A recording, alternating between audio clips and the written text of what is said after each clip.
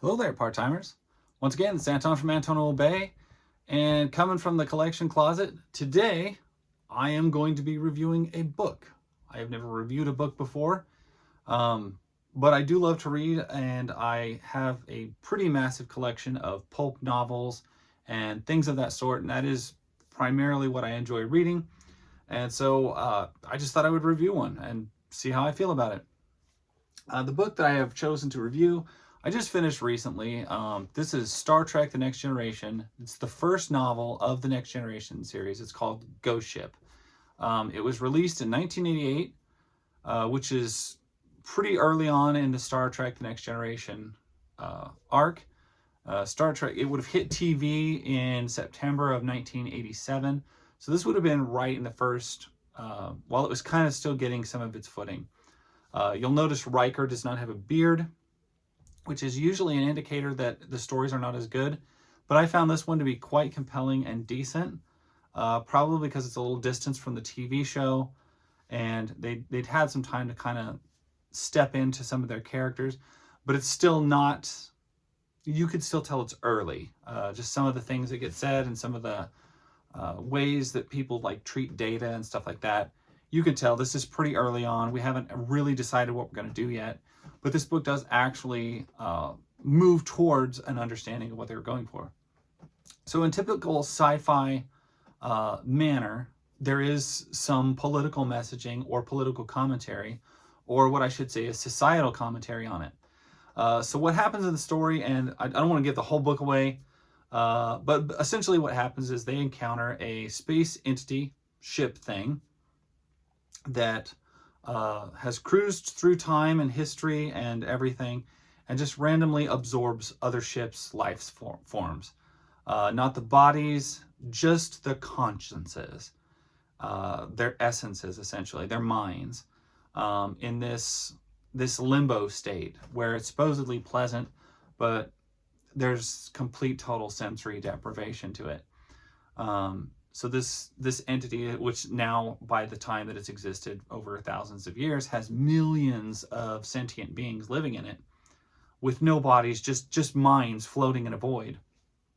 And the Enterprise crew and our heroes here are basically forced to confront this thing from two angles. One, Data is speaking and can communicate with the computerized part of the vehicle, and Deanna Troi is communicating with the minds on board. The minds are begging for help. They want to be killed.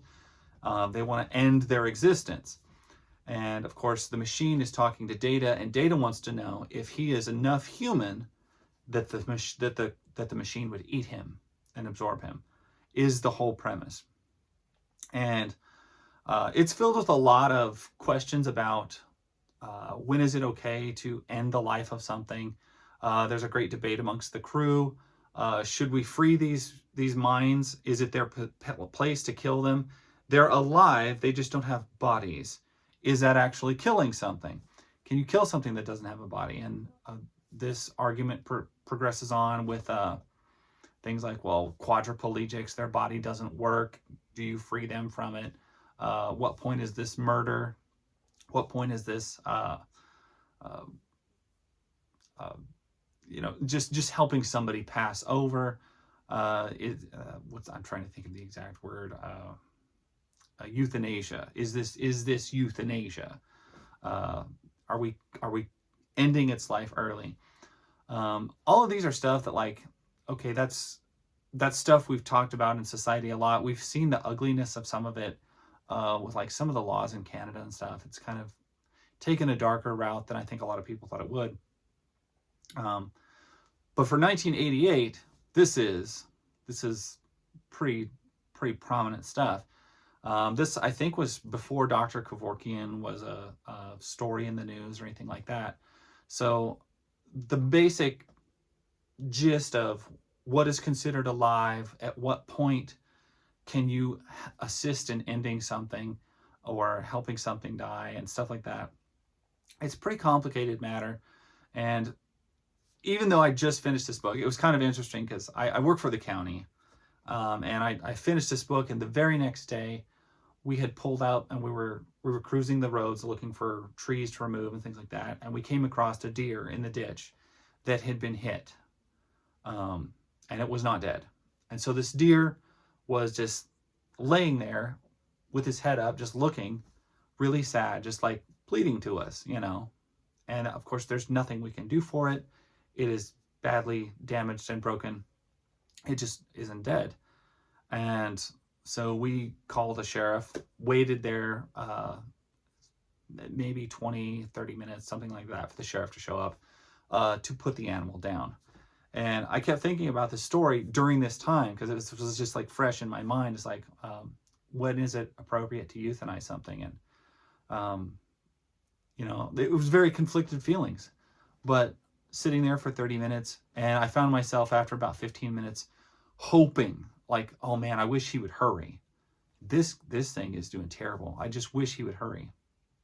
And of course, he had miles to go to get there, but he eventually got there, dispatched the animal humanely, and all of that. But that really tied in with the story that I had just read, and really makes me consider kind of what some of that stuff means.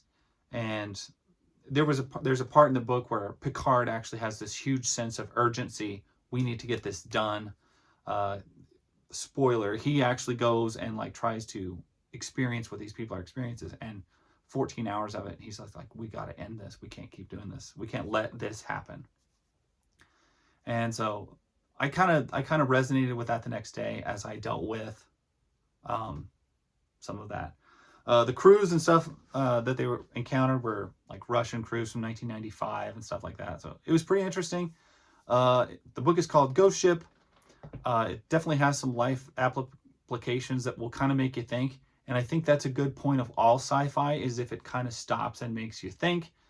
So in that way, book number 1 of Star Trek: The Next Generation fully does that. And I'm going to recommend it as a read.